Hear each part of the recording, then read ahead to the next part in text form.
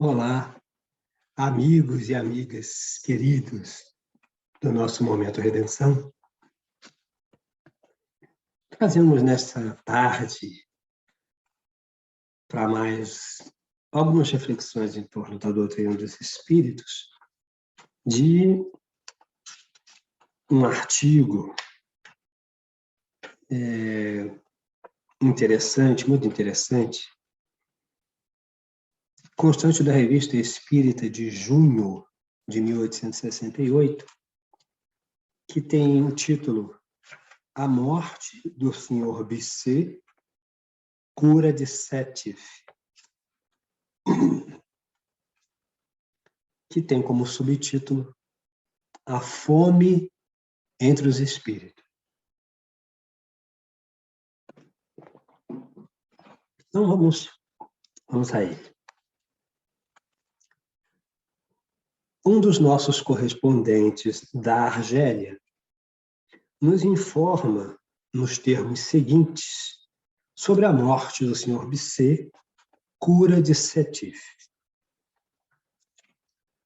O Sr. Bisset, cura de Sétif, faleceu a 15 de abril, com a idade de 43 anos, sem dúvida vitimado por seu zelo durante o cólera e pelas fadigas suportadas durante a fome, quando desenvolveu uma atividade e uma dedicação verdadeiramente exemplares. Então, esse cura da cidade de Sétif,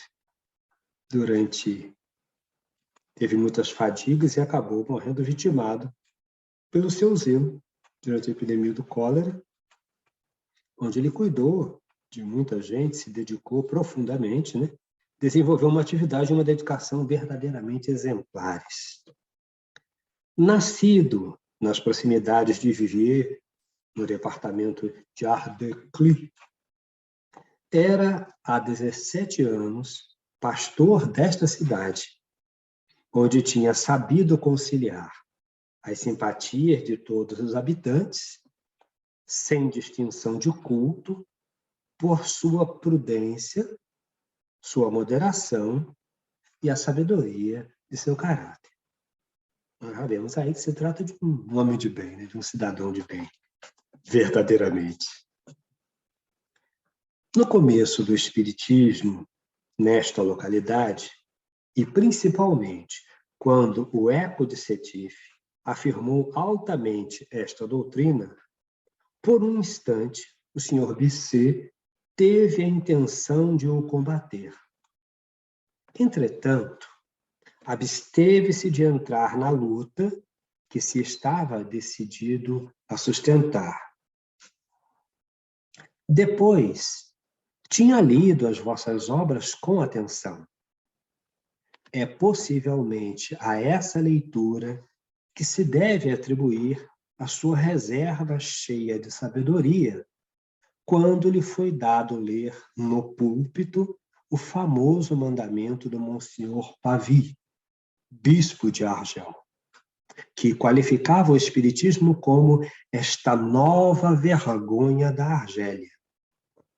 O Sr. Bisset não quis ler em pessoa esse mandamento do púlpito, fê-lo ler por seu vigário, sem lhe acrescentar qualquer comentário. Ou seja, ele obedeceu a ordem do bispo, mas não, ele mesmo não fez a leitura pública no púlpito dessa ordem, né? desse mandamento do Monsenhor Pavie, que desqualificava totalmente o Espiritismo, né? Chamava de nova vergonha da Argélia. Além disso, segue o texto. Extraímos do jornal de Sétif, de 23 de abril, a seguinte passagem do necrológio do Sr. Bisset. No dia seguinte à sua morte, a 15 de abril, celebraram-se as suas exéquias. A missa de Requiem foi cantada às 10 horas da manhã pelo repouso de sua alma. Um dos senhores grandes vigários, enviado há alguns dias pelo senhor bispo, era o oficiante. Nenhum setifiano faltou. As diversas religiões estavam reunidas e misturadas para dizer um adeus ao senhor cura Bissé. Os árabes, representados por Caides e Cádiz, os israelitas pelo rabino e os principais notáveis dentre eles, os protestantes por seu pastor, lá estavam, rivalizando de zelo e dedicação para prestar ao senhor cura Bissé um último testemunho de estima, de afeição e de pesar. Então, a beleza, né, da postura de um religioso, publicamente, civilmente agindo, e observamos que essa ação foi de tal magnitude, de tal beleza, de tal moralidade, que todas as religiões da cidade, todos os representantes religiosos se fizeram presentes, levando a homenagem a esse homem de bem. A reunião de tantas comunhões diversas no mesmo sentimento de simpatia é um dos mais belos sucessos conquistados pela caridade cristã que, no curso de seu apostolado em Sétif, não cessou de animar o senhor Padre Bissé. Vivendo em meio a uma população que está longe de ser homogênea e entre a qual se encontram dissidentes de todos os tipos, ele soube conservar intacto o depósito católico que lhe tinha sido confiado, ao mesmo tempo conservando com os que não partilhavam de suas convicções religiosas relações benevolentes e afetuosas que lhe valeram as simpatias de todos. Quisera reencontrássemos isso na atualidade com maior frequência. Comentários nossos. Mas o que transbordava de todos os corações era a lembrança dos sentimentos de caridade cristã que animavam o senhor Padre Bissé. Sua caridade era suave, paciente, sobretudo durante o longo inverno que acabamos de atravessar, em meio a uma miséria horrível que tinha posto a seu encargo uma multidão de infelizes. Sua caridade tudo cria, tudo esperava, tudo suportava e jamais se desencorajava. Foi no meio desse devotamento para socorrer os infelizes esfomeados, diariamente ameaçados de morrer de frio e de fome, que contraiu o germe da moléstia que o levou deste mundo, se é que já não estava atingido devido ao zelo excepcional que desenvolveu durante o cólera no verão passado. O senhor Bissé era espírita? Ostensivamente, não. Interiormente, ignoramos-lo. Se não o era, pelo menos tinha o bom espírito de não lançar o anátema a uma crença que conduz a Deus os incrédulos e os indiferentes.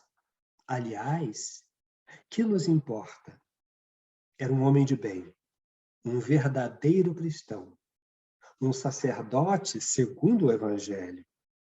A este título, se nos tivesse sido hostil, nem por isto os espíritas deixariam de o ter colocado na classe dos homens cuja memória a humanidade deve honrar e que deve tomar como modelo. A Sociedade de Paris quis dar-lhe um testemunho de sua respeitosa simpatia, chamando-o ao seu seio, onde lhe deu a seguinte comunicação. Então, vamos agora à comunicação do cura Bissé na Sociedade Espírita de Paris. Sociedade de Paris, 14 de maio de 1868. Estou contente, Senhor, pelo benevolente apelo que tiveste a bondade de me dirigir e ao qual considero uma honra e um prazer responder. Se não vim imediatamente ao vosso meio, é que a perturbação da separação e o espetáculo novo com que fui chocado não me permitiram. E depois, não sabia a quem escutar. Encontrei muitos amigos cujo acolhimento simpático me ajudou poderosamente a me reconhecer. Mas também tive sob os olhos o atroz espetáculo da fome entre os espíritos. O detalhe, é o subtítulo deste artigo, é a fome entre os espíritos. E olha como termina dizendo aqui o senhor Bisset. Mas também tive sob os olhos o atroz espetáculo da fome entre os espíritos. Encontrei lá, em cima, muitos desses infelizes, mortos nas torturas da fome, ainda procurando em vão satisfazer uma necessidade imaginária, lutando uns contra os outros para arrancar um pedaço de comida que se esconde nas mãos, se entrerasgando, e se assim posso dizer, se entredevorando. Uma cena horrível, pavorosa, ultrapassando tudo quanto a imaginação humana pode conceber de mais desolador. Inúmeros desses infelizes me reconheceram, e seu primeiro grito foi: pão! Era em vão que eu tentava lhes fazer compreender a situação. Eram surdos às minhas consolações. Que coisa terrível é a morte em semelhantes condições e como aquele espetáculo é mesmo de natureza a fazer refletir sobre o nada de certos pensamentos humanos. Assim, enquanto na Terra se pensa que os que partiram ao menos estão livres da tortura cruel que sofriam, percebe do outro lado que isto não é nada e que o quadro não é menos sombrio, posto que os atores tenham mudado de aparência. Perguntais se eu era espírita. Se entendeis por esta palavra aceitar todas as crenças que vossa doutrina preconiza, não, eu não chegava até lá. Admirava os vossos princípios, julgava-os capazes de fazer a salvação dos que sinceramente os põem em prática, mas fazia minhas reservas sobre um grande número de pontos. A vosso respeito, não seguia o exemplo de meus confrades e de alguns de meus superiores que eu interiormente censurava, porque sempre pensei que a intolerância era a mãe da incredulidade e que era preferível ter uma crença que levava à caridade e à prática do bem do que não a ter absolutamente. Era eu espírita de fato? Não me cabe pronunciar-me a respeito. Quanto ao pouco bem que pude fazer, estou realmente confuso com os exagerados elogios de que me tornaram objeto. Quem não teria agido como eu? Não são ainda mais merecedores do que eu, se nisto há algum mérito, os que se devotaram em socorrer os infelizes árabes e que a isso não foram levados senão pelo amor do bem? Para mim, a caridade era um dever por força do caráter de que eu estava revestido. Faltando a ela, eu era culpado. Teria mentido a Deus e aos homens aos quais eu havia consagrado a minha existência. Aliás, quem poderia ter ficado insensível ante tantas misérias? Vós, os vedes, fizeram como sempre, ampliaram enormemente os fatos, cercaram-me de uma espécie de renome que me deixa confuso e magoado pelo que sofro em meu amor próprio. Pelo que sofro em meu amor próprio, melhor dito. Porque, enfim, bem sei que não mereço tudo isto, e estou bem certo, Senhor, que me conhecendo melhor, reduzirei ao seu justo valor o ruído que fazem em torno de mim. Se tenho algum mérito que me concedam, concordo, mas que não me ergam um pedestal com uma reputação usurpada, eu não poderia concordar com isso. Você vê que beleza, né? Postura de um espírito inegavelmente avançado. Como vede, Senhor, ainda estou muito novo neste mundo novo para mim, sobretudo muito ignorante e mais desejoso de me instruir do que capaz de instruir os outros. Hoje, vossos princípios me parecem tanto mais justos quanto, depois de haver lido a sua teoria, vejo a sua mais larga aplicação prática. Assim, seria feliz assimilando-os completamente e vos seria reconhecido se tivesseis a bondade de me aceitar algumas vezes como um dos vossos ouvintes. Cura BC. E aí a observação que vem a seguir do nosso querido Allan Kardec. A quem quer que não conheça a verdadeira constituição do mundo invisível, parecerá estranho que espíritos que, segundo eles, são seres abstratos, imateriais, indefinidos, sem corpo, sejam vítimas dos horrores da fome. Mas o espanto cessa quando se sabe que esses mesmos espíritos são seres como nós. Têm um corpo fluídico, é verdade, mas que não deixa de ser matéria, que, deixando o seu invólucro carnal, certos espíritos continuam a vida terrena com as mesmas vicissitudes durante um tempo mais ou menos longo. Isto parece singular, mas e a observação nos ensina que tal é a situação dos espíritos que viveram mais a vida material que a vida espiritual. Situação, por vezes, terrível, porque a ilusão das necessidades da carne se faz sentir e se tem todas as angústias de uma necessidade impossível de saciar. O suplício mitológico de Tântalo nos antigos acusa um conhecimento mais exato do que se supõe do estado do mundo de além-túmulo, sobretudo mais exato do que entre os modernos, porque a nossa noção de morreu, acabou, se torna complexa por conta disso. Porque morreu, acabou, corpo físico, mas as minhas sensações, as sensações que estão aderidas ao meu psiquismo, não me deixam facilmente se a minha vida foi toda material, intensamente material.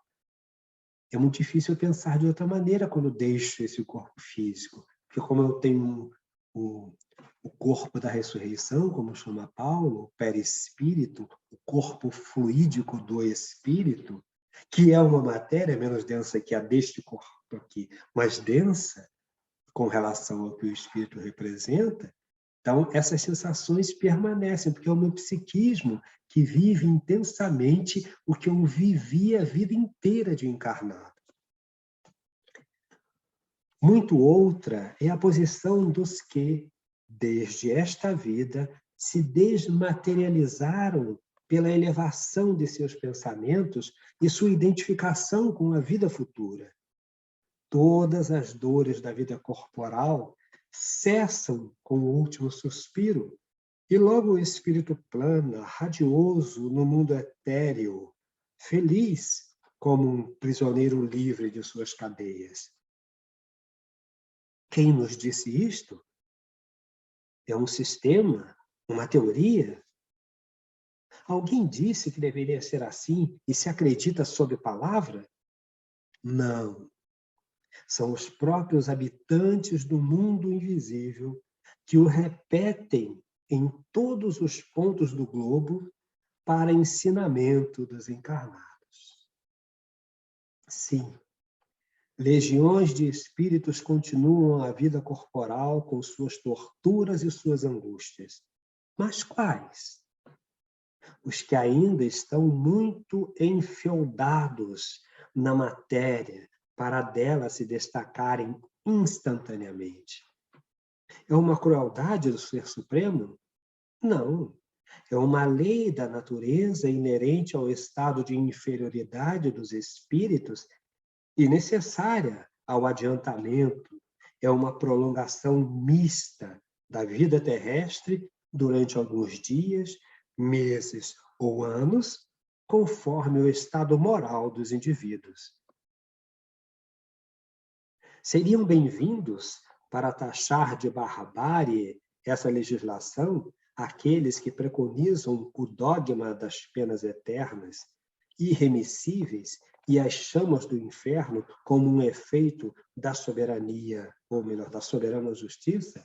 Então, olha o que a pergunta crítica que Kardec faz para a gente se auto-observar. Seriam bem-vindos para taxar de barbárie essa legislação aqueles que preconizam o dogma das penas eternas, irremissíveis, e as chamas do inferno como um efeito da soberana justiça? Porque se as pessoas acreditam nisso, têm isso como proposição, estabelecem isso como lei de Deus, e não vem a lógica, como se atreveriam a condenar a lógica apresentada aqui, que é a lógica da minha vivência, o que eu planto eu colho, como eu vivo eu morro. Né? Não tem como. Como é que um pensamento que eu nutro durante 60 anos, 62 anos da minha existência, ele vai deixar de ser assim amanhã, porque eu morri hoje à noite? Muito difícil, né? Não há milagre, não há mudanças extremas assim, da noite para o dia, é impossível. É contrário à natureza, não é impossível porque eu não quero, porque Kardec não quer, porque os espíritos não querem. É impossível porque contraria a natureza.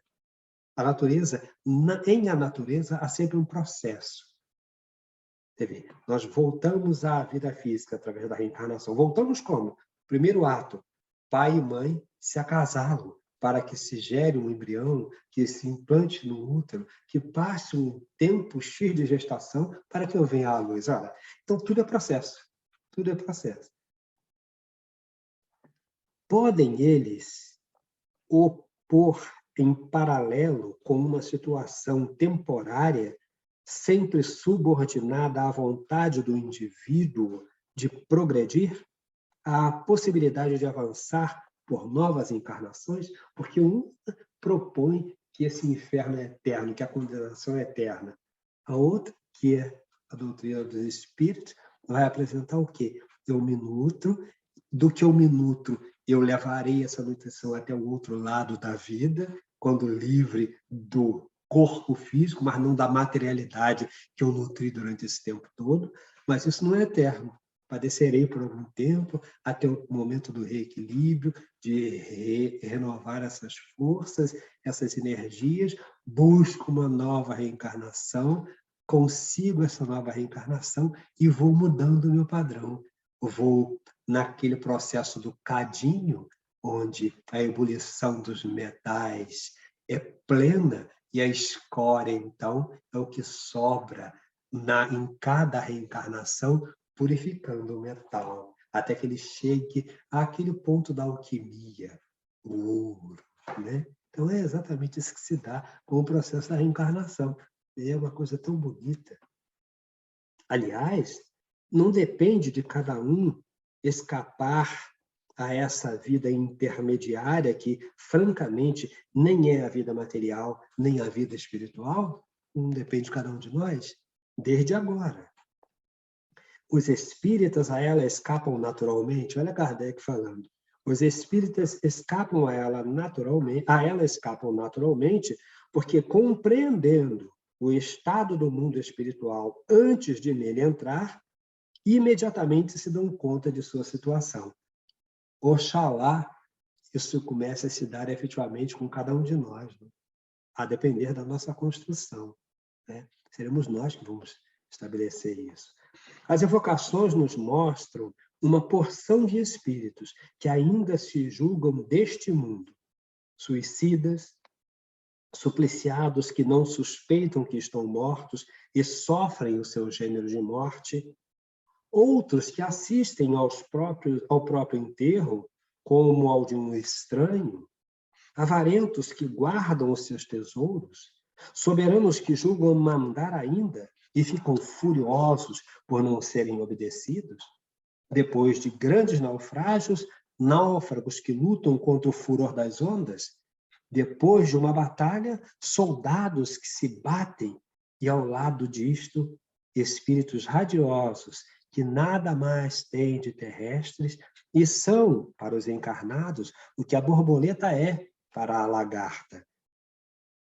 Pode perguntar-se para que servem as evocações quando nos dão a conhecer, até nos mínimos detalhes, esse mundo que nos espera a todos ao sairmos deste? É a humanidade encarnada que conversa com a humanidade desencarnada. O prisioneiro que fala com o homem livre. Não, por certo, elas para nada servem ao homem superficial que nisto só vê um divertimento. Elas não lhe servem mais que a física e a química recreativas para a sua instrução. Mas para o filósofo, o observador sério, que pensa no amanhã da vida, é uma grande e salutar lição. É todo um mundo novo que se descobre. É a luz atirada sobre o futuro. É a destruição dos preconceitos seculares sobre a alma e a vida futura.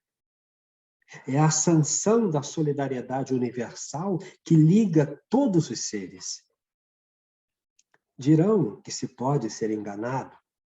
Sem dúvida, como se o pode sobre todas as coisas, mesmo as que se vê e se toca. Tudo depende da maneira de observar. O quadro apresentado pelo senhor Padre Bicê nada tem, pois, de estranho. Vem, ao contrário, confirmar, por mais um grande exemplo, o que se sabia e o que afasta toda a ideia de repercussão de pensamentos e que o fez espontaneamente, sem que ninguém pensasse em chamar sua atenção sobre aquele ponto. Porque, então, teria vindo dizer, sem que se lhe perguntasse se aquilo não fosse certo? Sem dúvida, a isto foi levado para a nossa instrução. Aliás, toda a comunicação tem um cunho de seriedade, de sinceridade e de modéstia, que é bem o seu caráter e que não é próprio dos espíritos mistificadores. Então, isso é interessante, mas nós vamos reler esse último parágrafo para que nós atentemos para como isso é interessante, como é importante, especialmente esse último parágrafo da fala, da orientação das explicações de Allan Kardec. O quadro apresentado pelo senhor Padre Bicê nada tem, pois, de estranho. Vem, ao contrário, confirmar, por mais um grande exemplo, o que se sabia e o que se sabia. E o que afasta toda a ideia de repercussão de pensamentos é que o fez espontaneamente, sem que ninguém pensasse em chamar sua atenção sobre aquele ponto, que é quando ele fala do que assustou ele, ver os espíritos digladiando com a fome, pela fome, tomando, buscando tomar o alimento da mão do outro, se engalfinhando literalmente pela comida por conta da fome. Por que então teria vindo dizer, sem que se lhe perguntasse se aquilo não fosse certo? Se ele não tivesse certeza daquilo, se ele não tivesse visto efetivamente aquilo, ele ia dizer por que se ninguém perguntou, né? Sem dúvida, a isto foi levado para a nossa instrução. Aliás, toda a comunicação do senhor Bicê, do cura, tem um cunho de seriedade, de sinceridade e de modéstia. que é bem o seu caráter e que não é próprio dos espíritos mistificadores. Então, nós aqui encerramos esse noticiário interessante sobre a morte do Sr. Bisset, cura de Sétif, com essas análises, com essas reflexões de Allan Kardec, em nosso benefício. Amigos e amigas, muita paz, um beijo nos corações, muita luz.